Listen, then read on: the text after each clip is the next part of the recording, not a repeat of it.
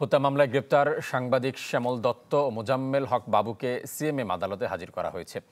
গেল রাতে তাদের ময়মনসিংহ থেকে ঢাকায় রাখা হয় রাজধানী মিন্টো রোডের ডিবি কার্যালয়ে। এরপর আদালতে হাজির করা হলো তাদের। আদালতে হাজির করা হয়েছে ঘাতক দালাল নির্মূল কমিটির উপদেষ্টা মণ্ডলীর সভাপতি শাহরিয়ার কবিরকেও। রাতে রাজধানীর বনানী থেকে গ্রেপ্তার করা হয় তাকে। দুই সাংবাদিক ও শাহরিয়ার কবিরের রিমান্ড চাইবে পুলিশ। রাতে রাজধানীর শ্যামলী থেকে গ্রেপ্তার করা হয় সাবেক রেলমন্ত্রী নুরুল ইসলাম সুজনকেও।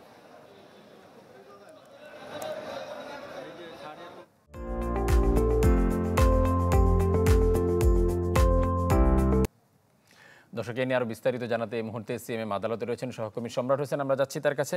সম্রাট, আসামিদের আদালতে হাজির করার বিষয়ে কি কি তথ্য রয়েছে আপনার কাছে?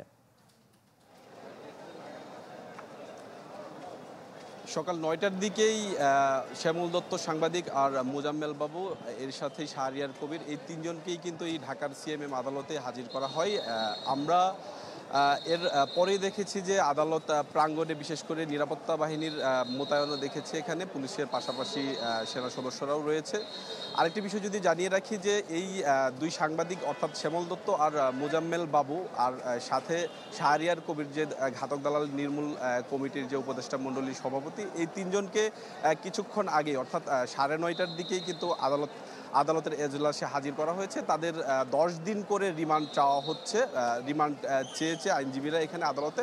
এরপরে আসলে আমরা এই যে এজলাসে যে বিচার কার্যক্রম চলছে সেই কার্যক্রমের পরপরই কিন্তু আসলে যে আদালতের যেই বিচারক রয়েছেন তিনি তাদের রিমান্ডের সিদ্ধান্ত দিবেন। এরপরই হয়তোবা জানা যাবে তাদের কয়দিন করে আসলে রিমান্ড নেওয়া হয়। আরেকটি বিষয় যদি জানিয়ে রাখি যে গতকালই কিন্তু সাংবাদিক মোজাম্মেল বাবু আর শ্যামল দত্তকে ময়মনসিংহ থেকে গ্রেপ্তার করা হয়। তখন কিন্তু আসলে তাদের গ্রেপ্তারের বিষয়ে কোন থানার মামলায় গ্রেপ্তার সেটি কিন্তু আসলে তাদের বলা হয়নি। কিন্তু এখন যেটি বলা হচ্ছে যে শ্যামল দত্ত আর মোজাম্মেল বাবু অর্থাৎ রমনা থানার হত্যা মামলায় দেখানো হয়েছে মোজাম্মেল বাবুকে, আর ভাসানটেক থানার হত্যা মামলায় গ্রেপ্তার দেখানো হয়েছে শ্যামল দত্তকে। একই সাথে ঘাতক দালাল নির্মূল কমিটির যে উপদেষ্টা মণ্ডলীর সভাপতি শাহরিয়ার কবির, তাকে কিন্তু রমনা থানারই আরেকটি হত্যা মামলা দেখানো হয়েছে। তো যে এজলাসে যে বিচার কার্যক্রম চলছে সেখানে আসলে যে রিমান্ড চাওয়া হয়েছে সেই রিমান্ড কতদিনের আদালত মঞ্জুর করে পরবর্তী সময়ে সেটি